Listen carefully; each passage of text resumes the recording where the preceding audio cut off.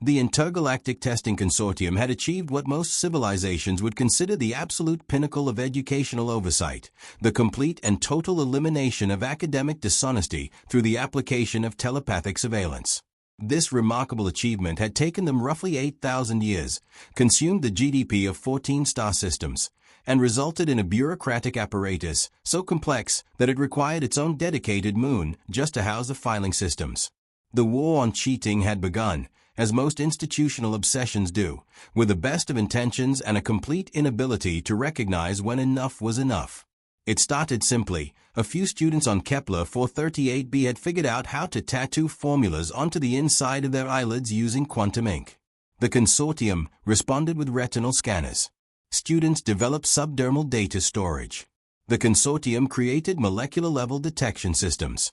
Students began training telepathic insects to whisper answers during examinations. The consortium, not to be outdone, evolved their surveillance into an art form that would have made paranoid dictators weep with envy. Enter the cerebral scanning beasts, the consortium's final solution to the eternal problem of students trying to gain unfair advantages through preparation, creativity, and what lesser civilizations might call thinking outside the box. These magnificent creatures had evolved on the psychically saturated world of Mentis Prime, where survival required the ability to detect deception with the same precision that most species reserved for avoiding large predators or locating fresh water.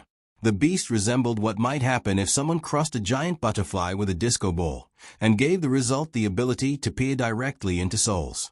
They stood approximately 3 meters tall, possessed wings that shifted through impossible colors based on the mental states they detected, and had clusters of crystalline sensory organs that could identify dishonest thoughts from 3-star systems away.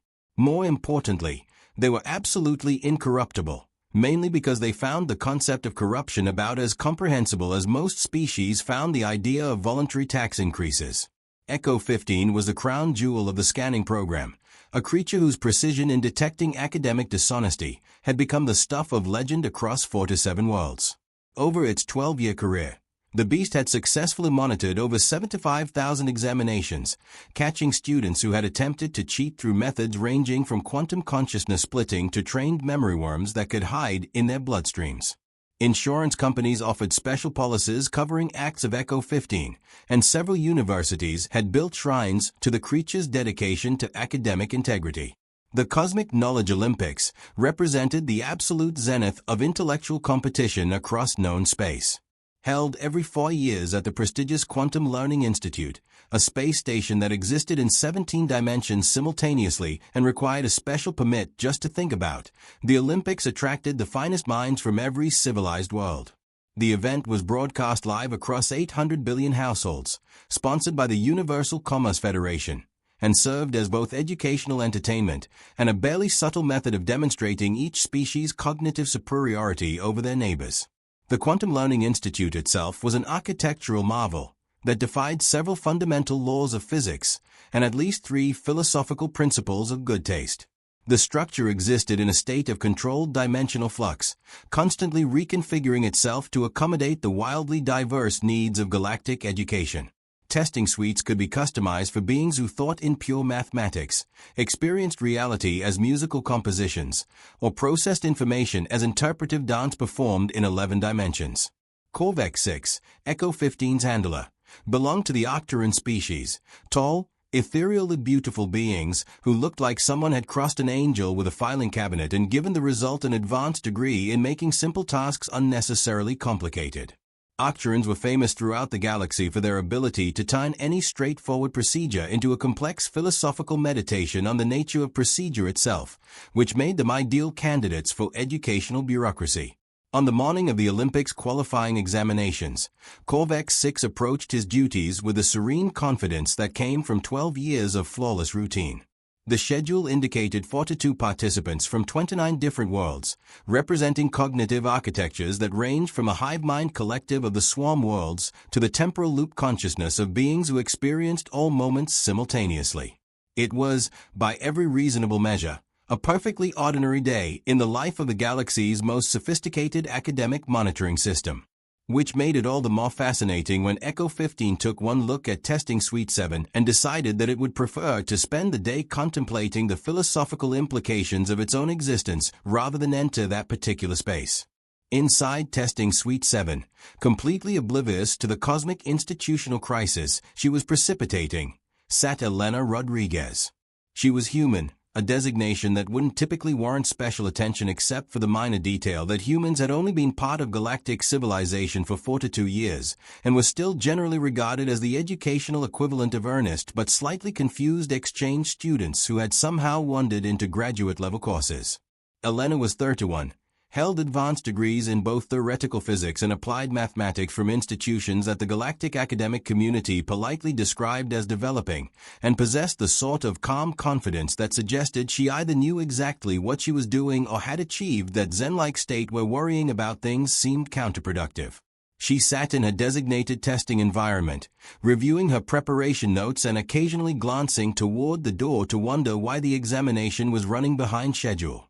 Echo 15. Meanwhile, was exhibiting a behavioral pattern that Corvex 6 Comprehensive Training Manual described as absolutely unprecedented and mildly concerning. The creature had retreated to the far end of the corridor, where it hovered near a decorative fusion-powered plant and displayed wing colors that cycled through what could only be interpreted as no, absolutely not, under no circumstances. Please reconsider this entire enterprise. Come now, Echo 15. Corvex 6 coaxed, offering the creature a selection of its favorite treats, crystallized emotion fragments harvested from the meditation centers of Rigel 7. It's simply another examination, the same as we've conducted thousands of times before.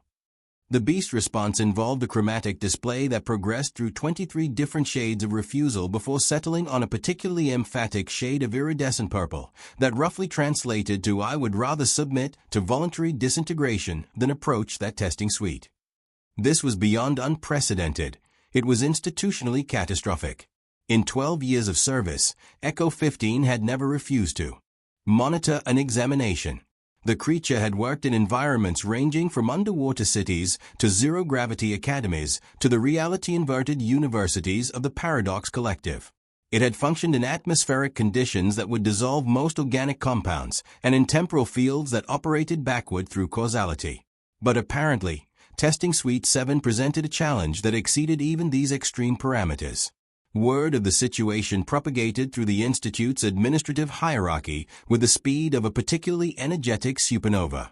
Within 2 hours, Testing Suite 7 had attracted more scientific attention than most solar systems received in their entire existence. Dr. Quantum 7, the Institute's chief neurocognitive specialist, manifested in the corridor with the sort of dramatic flourish that only plasma-based intelligences could properly execute. Quantum 7 existed as a living storm of coherent energy that resembled a sentient aurora borealis, having an advanced degree in multiple fields of study. When they communicated, their words formed patterns of light that could induce enlightenment or seizures, depending on the observer's philosophical preparation. This situation defies all established parameters, Quantum 7 declared, their plasma form cycling through several impossible configurations while analyzing the crisis. Cerebral scanning beasts are naturally drawn to minds engaged in deceptive preparation or intentional concealment. They should be irresistibly attracted to any consciousness attempting academic dishonesty.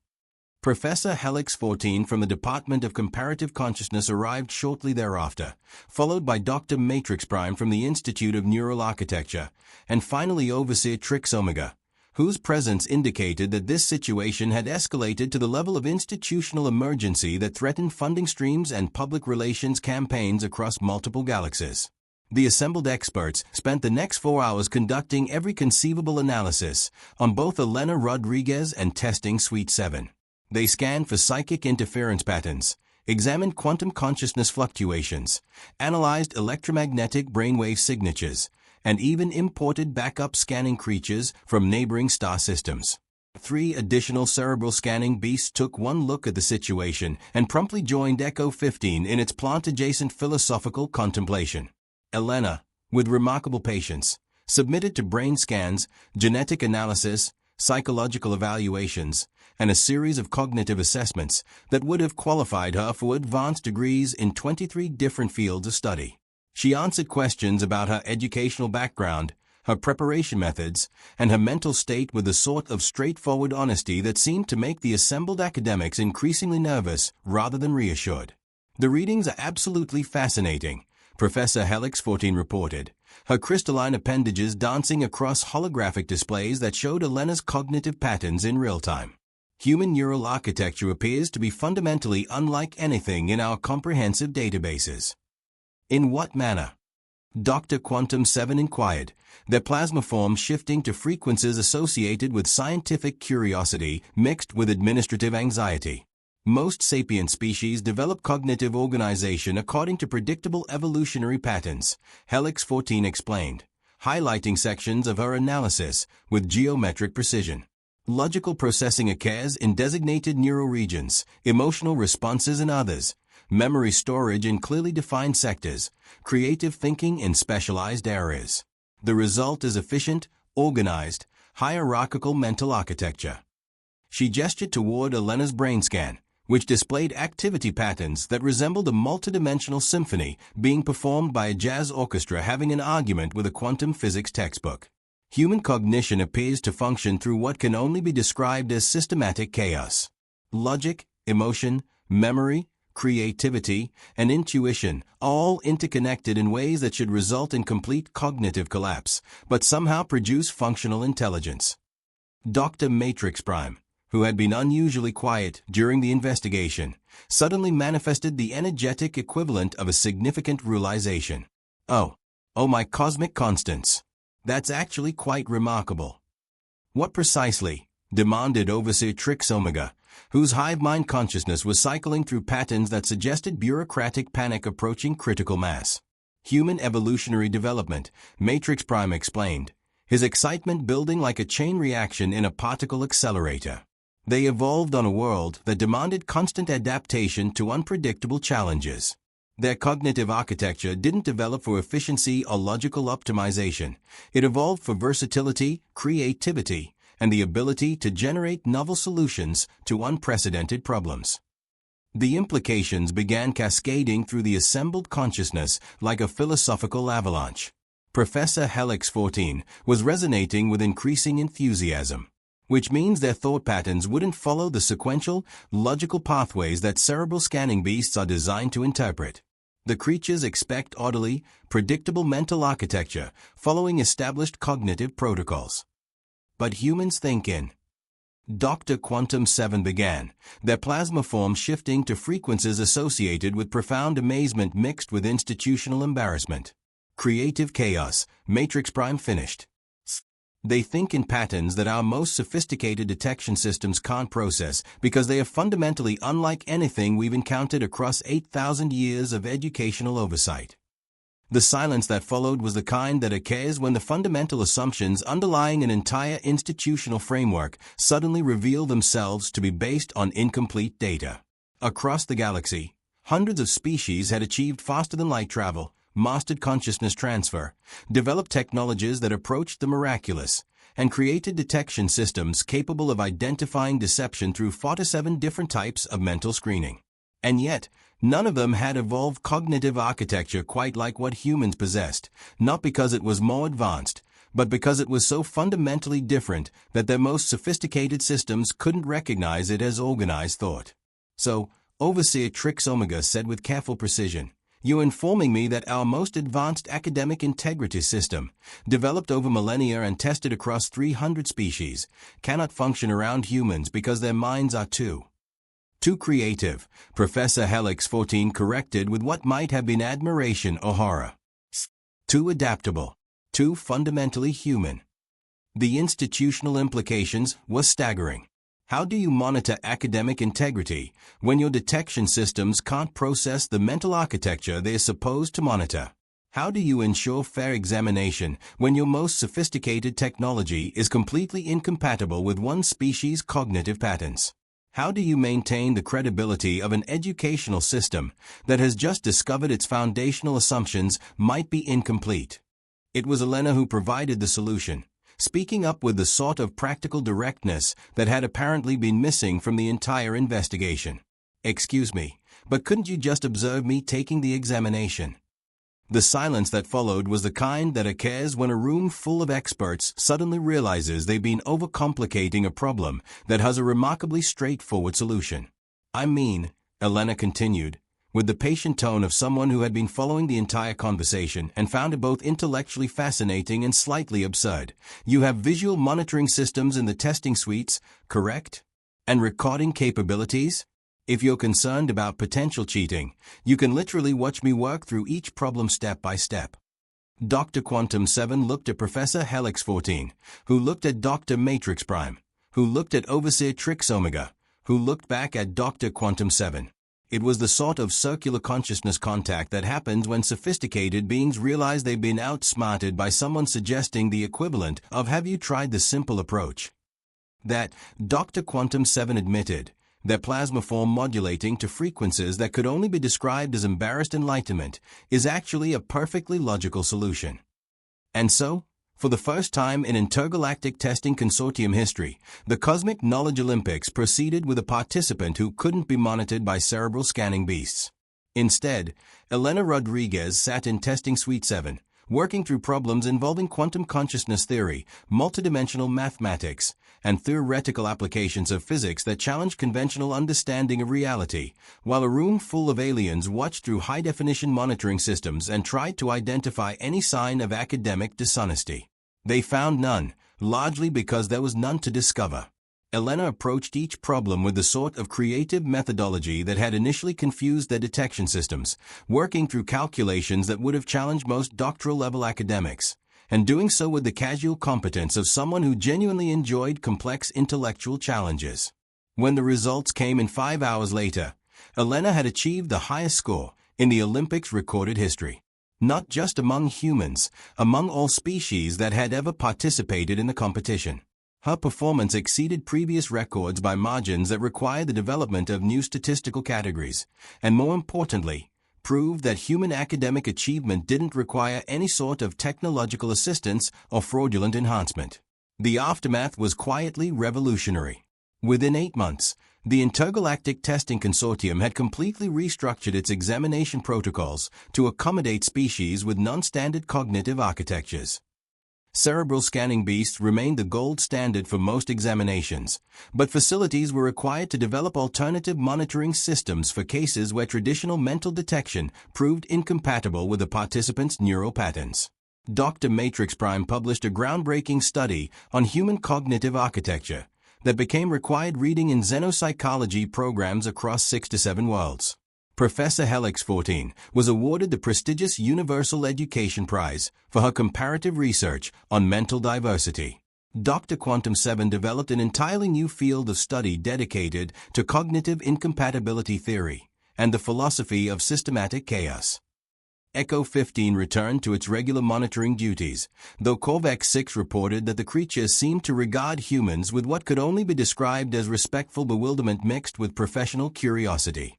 Several other cerebral scanning beasts were observed attempting to understand human thought patterns, an endeavor that proved approximately as successful as trying to teach quantum mechanics to a particularly stubborn meteorite. Elena Rodriguez, meanwhile, completed her advanced studies with unprecedented distinction and went on to become the first human professor of applied consciousness studies at the Institute of Galactic Sciences. She occasionally gave lectures on problem-solving methodologies, during which she would mention that sometimes the most effective way to approach a complex issue was to stop trying to organize your thoughts according to established logical frameworks and simply allow your mind to make unexpected connections. The alien students found this advice both intellectually fascinating and completely incomprehensible, which was probably exactly as it should be. But perhaps the most significant development occurred 14 months later, when Earth's academic institutions submitted a proposal to host the next Cosmic Knowledge Olympics. The proposal included a suggestion that, given the unique challenges presented by human cognitive architecture, it might be educational for all participants to compete under conditions where traditional psychic monitoring wasn't available. The suggestion was revolutionary in the most quietly subversive way imaginable. It implied that perhaps the galaxy's most advanced civilizations weren't quite as advanced as they'd assumed. After all, if their most sophisticated detection systems couldn't even recognize human thinking as organized thought, what other assumptions about intelligence, creativity, and consciousness might need fundamental reconsideration. Overseer Trix Omega, in what might have been the first display of humor in the hive mind's collective history, approved the proposal with a notation: it will be educational for all involved parties. And so it was that the species who had mastered interstellar travel, conquered energy manipulation, developed consciousness transfer technology, and achieved what they considered the absolute pinnacle of educational sophistication, learned something fundamental from the chaotic, creative, utterly unpredictable minds of a species that had only recently discovered how to leave their home solar system. The irony was perfectly lost on those who most needed to understand it, beautifully appreciated by those with the wisdom to recognize it, and completely irrelevant to those who simply got on with the business of thinking in ways that couldn't be categorized, monitored, or fully comprehended. After 8,000 years of perfecting academic surveillance, the Intergalactic Testing Consortium had finally encountered something they couldn't detect, couldn't predict, and couldn't control. They could only observe, learn, and try not to fall too far behind.